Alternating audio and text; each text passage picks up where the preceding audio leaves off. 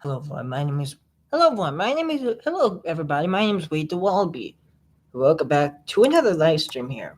Now if you can't guys can see it, but basically I had the first successful, well, at least 3 tries or 4, whatever, to get a probe into, well, okay, first of all, a new space plane. Well, of course, this might be realism, but it is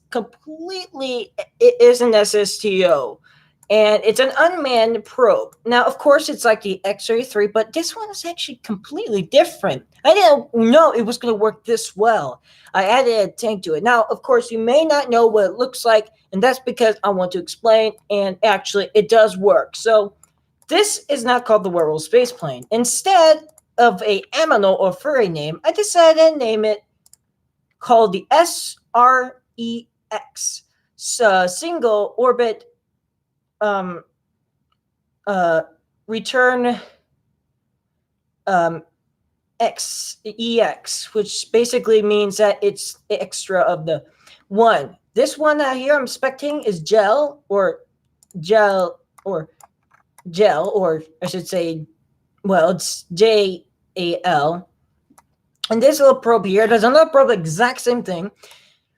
And this actually has an encounter. Actually, it actually is escape velocity of. It's like reminds me of Marco A and Marco B probes from what's it called?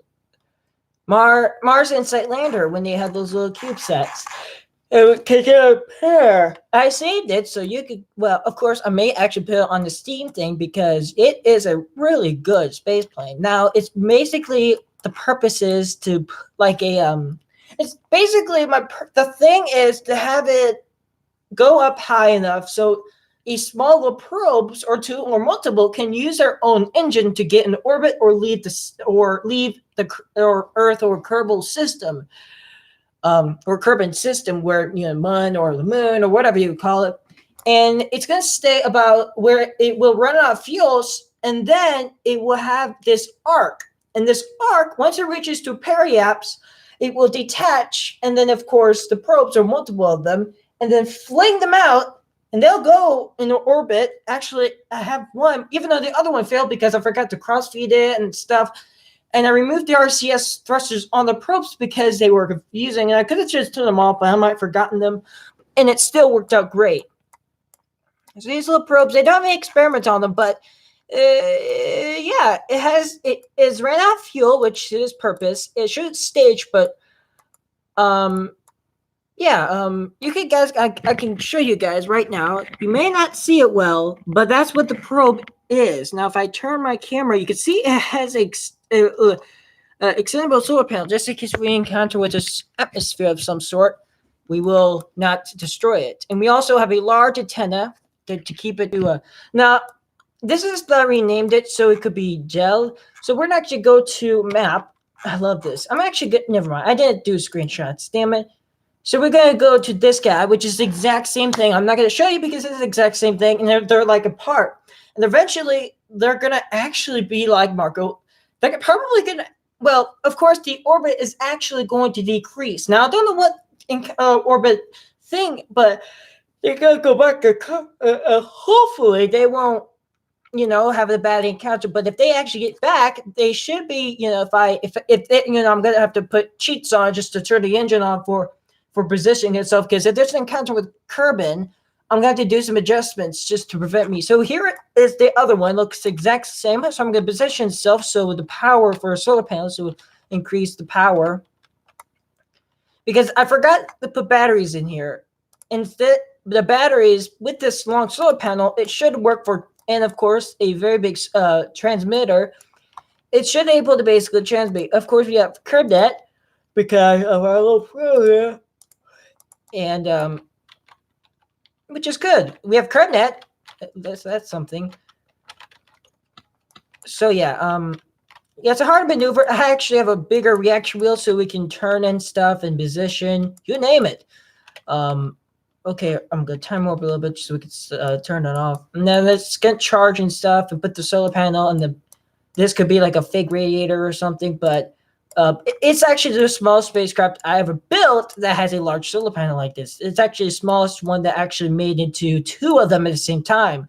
Good achievement. Good achievement. And this, of course, we can retract the solar panel, in case we, I always actually do that. I always have the retractable one because you never know what's going to happen. There could be something terrible. Now, I guess I have to rename this, of course, to ET or ET probe or ET probe or ET. Even though it doesn't sound like that,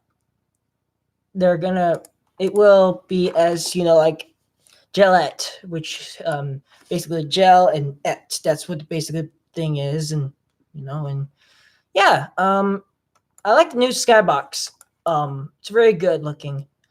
However, I can't switch vessels because they're too far away apart. But maybe I can get them to encounter. So what I'm gonna do, I'm gonna actually quick save this because maybe there might be a problem. Yep, they're going to spread apart. They're going to leave, and they're going to... Okay, so we actually... All right, so I'm going to track the other one, which is this guy. So we're going to set as target and see where it's going. All right, same thing, but No, that one is actually going further, so we are going more inner from... Oh, no, we lost... Oh, I thought we lost communication. For some reason, we keep on losing communication. Maybe because we're losing power. Okay, so that's a fix right there. All we have to do is hibernation auto. We could put on auto so when we time warp, we won't... Yeah, there we go. That's much better. We use less power. And then since, of course, we have our solar panel all the way from there, it should able to make sure that we're charged up. And yeah, we're making sure that once there is an orbit, we should be able to keep contact with Kerbin. All right, so we're time warping. There's the other probe right there. It's chugging along. Oh, by the way, NASA jobs number 2 is actually the year I finally reached. This first time I actually have the year 106, the year 106.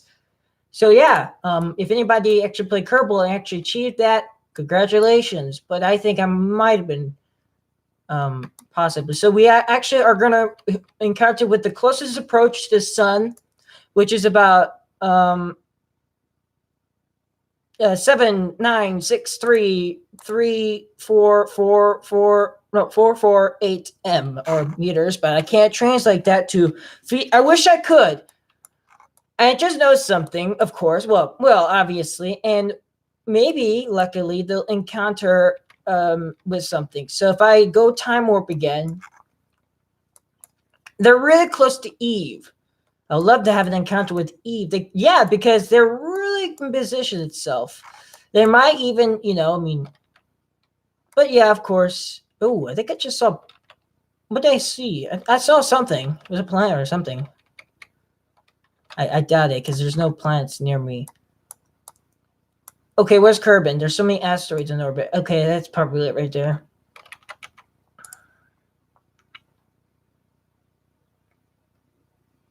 It's all right. It's all right. Okay, so the 2 probes here are just chugging along. And the transmission, they're really good. And I don't know why. These are very cute probes. And, of course, I did recover a space plane. Yeah, I mean, it's really interesting. There's no hangar bay, so yeah, but oh dear. Okay.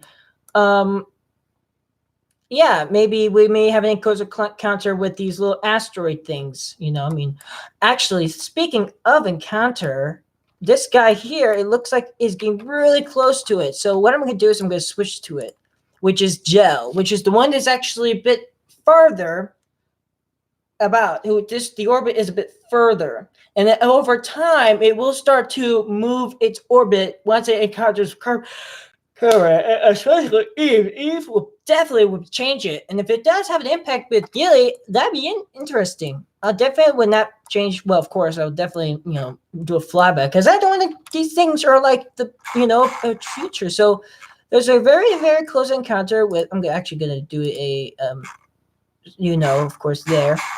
And about I'm actually gonna set as target for this. Oh wait, set as target and the little asteroid thing and see. Oh my god, we're actually gonna wow. We're gonna have a really close approach. And right away, we're actually having a close approach with an object here. That is just random. Wow. I'm actually gonna quick save because this is a very interesting one. I'm actually gonna use auto. Yeah, there we go. Actually, off. Okay, so yeah, there we go. I put on auto, so never mind. We actually gonna have okay, let me quick save again. Yeah, we're really close to each other. Maybe we may actually, even see it and even, having it fly by. But yeah, of course, we're gonna get very close to it. This is the closest approach. Intercept right here. This is the closest we are ever gonna get. The closest ever. Wow, that is amazing! I didn't know we were actually gonna be that way. That is crazy. Okay, I'm gonna track it. Okay, so it's right there. And are we losing? Oh, contract. Yeah, of course. Whatever. I don't care. We're going to rotate spacecraft downwards. Okay, we're going to turn it off. Okay, we know where it's at. I'm going to position myself. RCS off, or SES off, pardon me. And this is going to be very close approach. This is actually possibly the first, close approach. This is amazing. And target is about 1955.0 meters per second, or at least well, I don't know. But to here, relative suspicion is 67445.1 kilometers, and the relative speed is 1.955.1 meters per second. At T, we will encounter this close approach at T minus 9 minutes and 30 seconds, which that's going to slow down. But eventually, we're going to have a very close approach. And very close. The most closest approach. Well, of course, I have been near asteroids and actually built a base before, a station. But yeah, this is, wow, it is really close. Will we have an encounter with this again? Maybe. Where's the other probe? We're here. She's here there. So yeah, we're actually going to go to set as target from there because this encounter is almost done. And that was actually amazing. So we're going to keep chugging along. And, that probe is going to, asteroid, whatever. That was actually interesting. I never thought it was going to happen that soon. But these probes, the reason why I like them is because they're lucky. Because that one was a close encounter. If we had a strong, well, in reality, if we had a big camera telescope, we will probably even see it if the asteroid was a bit bigger. Which in Kerbal, they're not that big. Okay, we're chugging along. And eventually these orbits are going to separate. But yeah, we actually still have contact with them, which is great, I think. Maybe. I actually have a big network, which extends all the way to ELO, which I believe I have a big thing there, a big antenna there that has a... And actually, we're going to actually have an encounter with another, or a close encounter with another asteroid, which is too far away for us to even just investigate. But how about the other probe? Nothing. I believe this one, Gel, is the luckiest one because it seems like it, has explored. And yeah, we're going to keep time warping and see if we can, we just spent 1 year finally. And these probes are going to stay around in orbit for a long time. And one day, or at least one, or whatever, and they actually are going to be like a network. They're going to act as a normal network.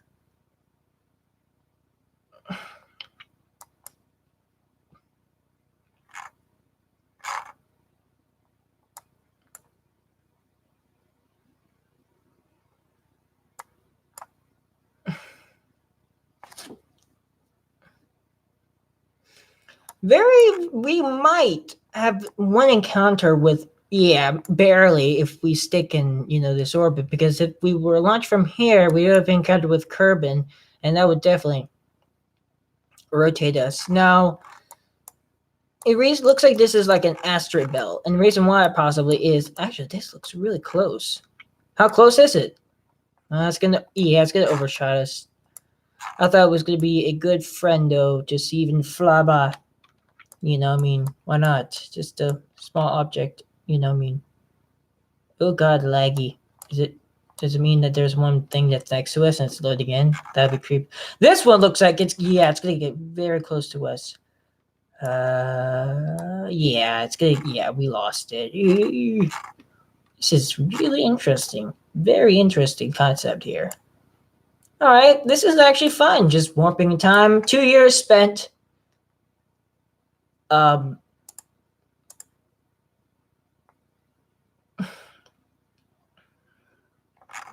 Ooh, we're gonna have a close approach with Eve, or not like too close, but if we had strong telescope, we would have basically. Oh my god, we actually would have, if we were in the right time, but possibly we may actually have a little bit of gravity assist, and that would actually help us move over from this orbit. And let me take a little, quick save it. That was a. Oh my god. And maybe if I look at the other satellite, or at least, the probe, it will maybe, that other probe also, I think it seems like this one is the luckiest. The other one, it's not so lucky. But it did get close to Kerbin, but not as close as it will affect its orbit.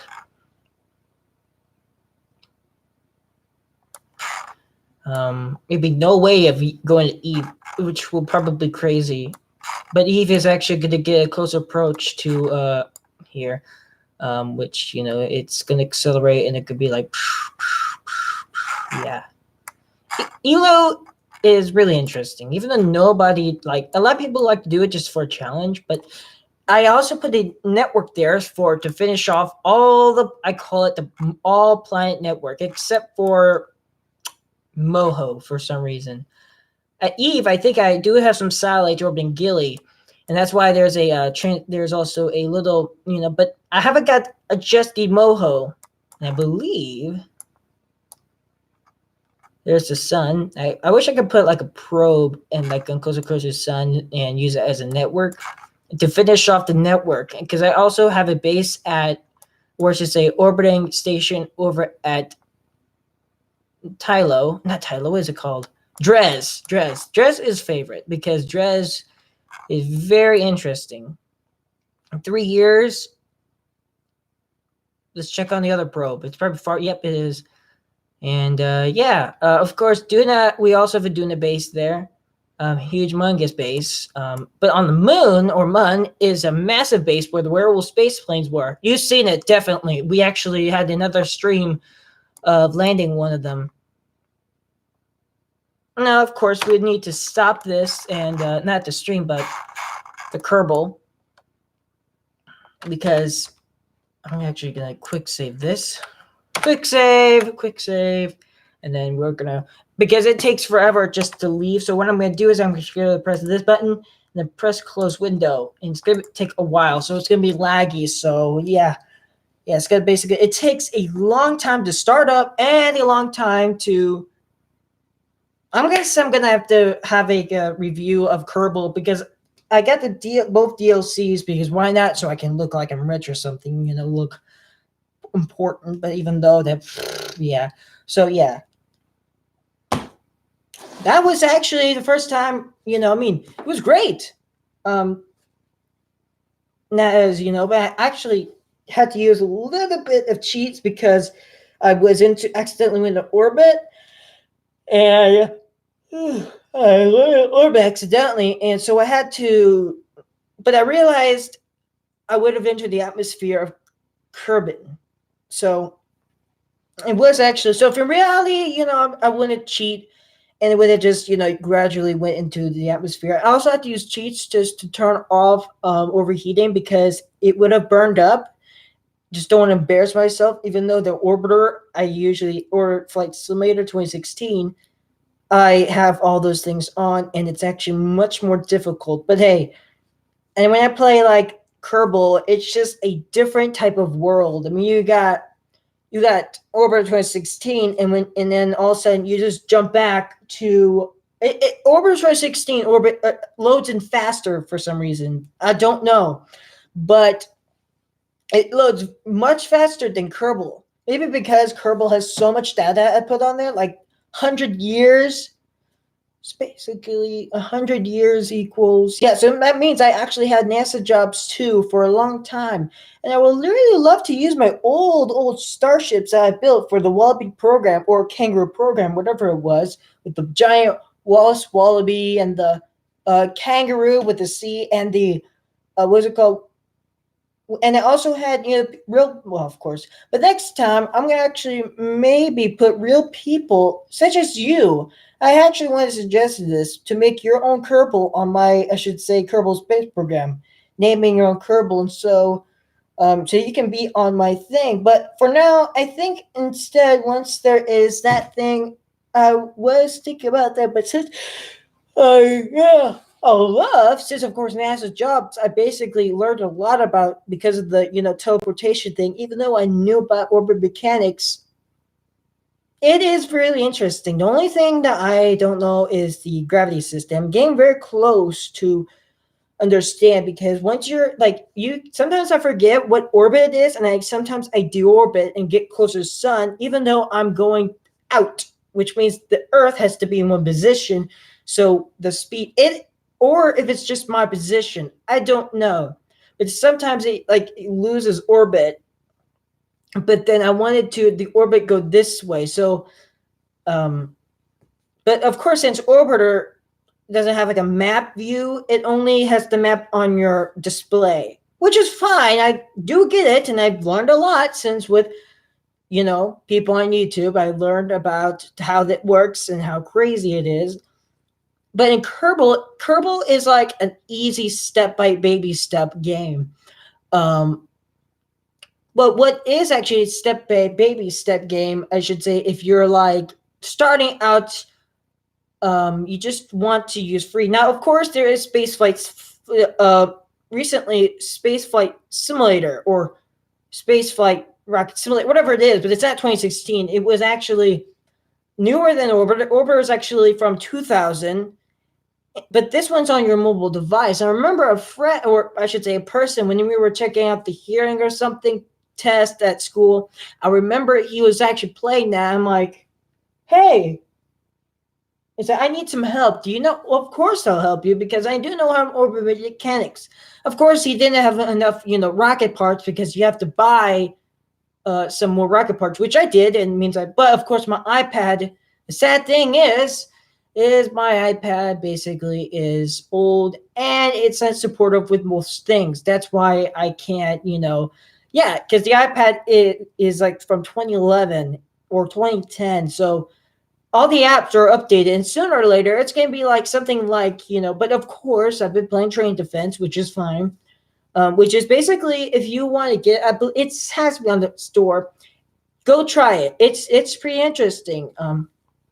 I love to have, if okay, anybody that's a creator of Mad Puppet or something like that, I want you to put in like info for the Eminies. That would be cool because I always wondered what the Emini things do and strategies, but like an info. That's all I wanted because this, and they have a lot of changes. I don't know why they removed some of Eminie's on there. I remember there was like this Star Wars AT&T thing. It was like a thing that went around in circles, and and they removed it. I don't know why. Maybe it was just a special thing, but it's from 2013. No, 20. I can't remember. That's a very different. Why am I talking about Train Defense and then going back to rockets? I have no idea. That's way different. Um. So yeah, I mean, of course, the person here was like, "Do you think that I would definitely?" Look, he was like, and it was really hard for me. And I remember when I first played that game, the orbiter, not orbiter, like not this orbiter, but the orbiter on the mobile device. I remember I actually first launched a rocket, and I actually had the best rocket ever because I was so experienced. I actually went to Mars and landed on Phobos or Deimos, or whatever it was. With since there were no cheats on there, it was wow, and it was like a good achievement. How good I am in just simple things. I mean, wow, it was like no problem, just no problem. But like the first game, that has orbital mechanics with simple rockets. Now I do have simple rockets too. I don't play it that much, but it is something. Um, Simple planes, I don't play that much. I actually had it on my mobile device, like my iPad, but it kept on crashing. It's so laggy, so I decided to use my big daddy here, computer here, and it's just like no problem with my good graphics card, no problem. So I put everything high resolution. Wonder what it looks like on this screen. Why am I so hyper at like 1:20 a.m.? That is just crazy. And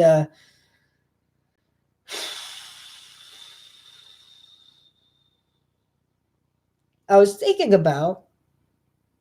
I had this idea about a just an engine and the tank, and then launch it from a with wheels. It was gonna have no wings, or should say, yeah, wings. I had to add wings in because it, I mean, but with the wings and stuff, it looks epic with more wheels. But it's an oddly shaped space plane. I'll tell you that. It's like no other space plane you ever seen, and it's oddly shaped. It was gonna have the payload on the front, but I realized it was gonna be harder just to put a joint there because I was too lazy and to open up that and would have put the stuff in there, and I wanted to keep that way so the aerodynamic, and it flies like once it's empty, it is just glides like no other. I've tested even the water, and it even damaged nothing, and it's just really safe. It absolutely is really interesting. I also had fins I could do this way, so it was more controllable. The first flight was actually a failure because it kept on was doing this, so I added more wings and it fine. Then, of course, it was ready to go. I added another big tank, and then, of course, I tried to add saw rocket boosters, but that made it worse, and it basically made it into a nosedive. When I turned the engine on, it just like crashed down and exploded and stuff. And I did the other one actually, but wings were so stable that But I was worried about. I was thinking about in orbiter flight simulator. I'm thinking about if I pitch up too hard, it's going to be like wing stress, but that's why I was going slow the first time because I was thinking about over 2016, which is good. I mean, I'm thinking about if I go too fast, it's going to make pressure, and then because in real life I don't think you're supposed to go that fast in the atmosphere because that is just too much pressure. And I learned a lot about over 2016. You can't go too fast or else you're going to have dynamic pressure, and that will crush you because of the pressure from the atmosphere. And if you go too fast in the thick atmosphere,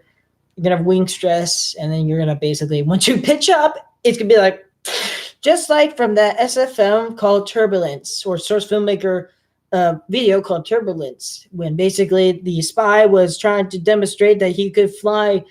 I should say properly, but of course, when you nosedive like that, and he was like, "Want you learn? Ha ha!" He basically does this, and his wings just like that.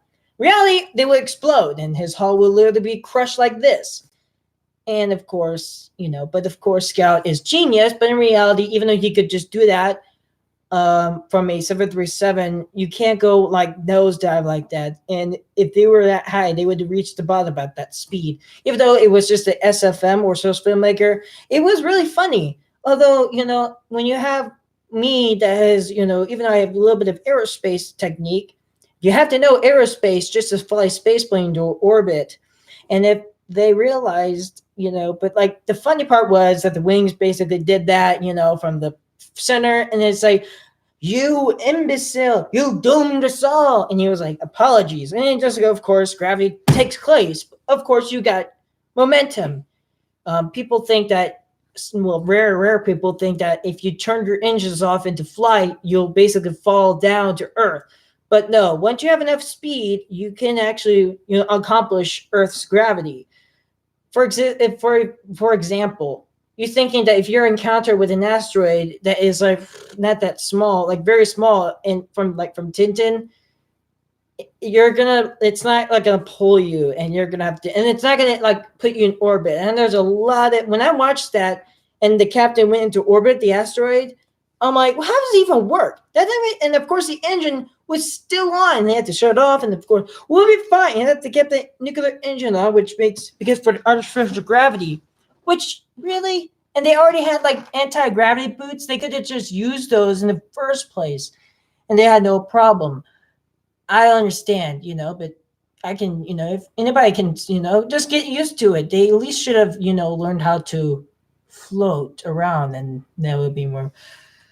But of course, and if you actually left the engine on for about all the way to the moon, maybe about like an hour. If you had a nuclear engine, you had that engine for like that, and it was that powerful, you would have basically about less than 3 minutes, or at least an hour, or at least 3 hours. You'd be like, we're almost to the moon, and they, of course, you impact. Of course, if you do a maneuver like this, like we're not going to crash. You're going to rotate yourself and have the engine still on, and then you realized, wait a second, and then of course you're dead because you didn't even realize it because that's how fast you were going. Same thing, you lost your telemetry, just like the same thing as Israel. They basically had their engine lost, and of course telemetry was bad, and of course they slammed onto the surface of the moon and sad and depression. Although exactly that will probably happen when you keep that engine on. You don't put your engine on constantly, because that's going to get you faster and then faster. Just have to be patient. You'll get there about 4 days, or at least less than 4 days, and you'll be at the moon, and have enough fuel and patience, and you're going to be actually have a good slow pace. But if you go too fast, you're going to be like impacting the moon. But if I was on there, if I only got into control panel and be like, you know what, I'm going to have to prevent, I know I'm going to get kicked out of the airlock, but seriously, people, rotate the spacecraft and then burn out this way so I can not impact the moon. And then, of course, they're going to go this way and then go back. And then, and Mr. Moon be like, 3 hours later, be like, why is the moon back here? People looking at their stupid window and be like, I don't know. And it's going to get farther and farther and farther. And they turn off their engine. They're like, where's the moon?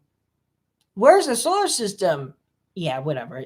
And if they keep the engine on, they're going to reach about light speed. And eventually, if they hit a planet of that impact, there probably will be a nuclear weapon and be like, well, actually, it won't go through a planet. We don't know what will happen. It probably would just be normal, but it would be a big crater. But if that object just keeps on burning fuel, nuclear fuel, and just keeps accelerating, eventually they're going to get too fast, and they're going to probably fly by Voyager 1 about this time. And about 20 hours later, it's going to probably leave this solar system. It's going to fly by Sentinel like a bullet, or like maybe about light speed, about 2 times the light speed. And eventually, once it reaches Planet 9 hopefully would be there. They'll be leaving about 5, which is the same thing as going takes, I think, 3 days to go, less than 3 days to reach Pluto never mind.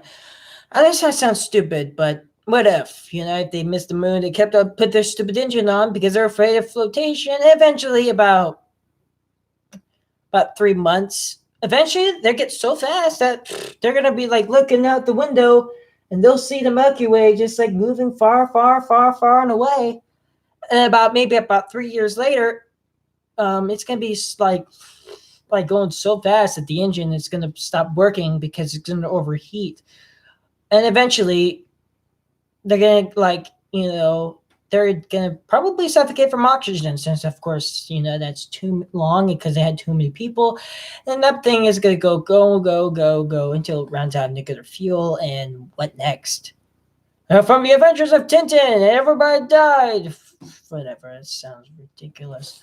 That was a kind of a stupid thingy I did, but this is one of those examples of, physics, and people don't understand how physics work, that are making movies, and it doesn't go as planned, and it goes terribly wrong and completely destroyed.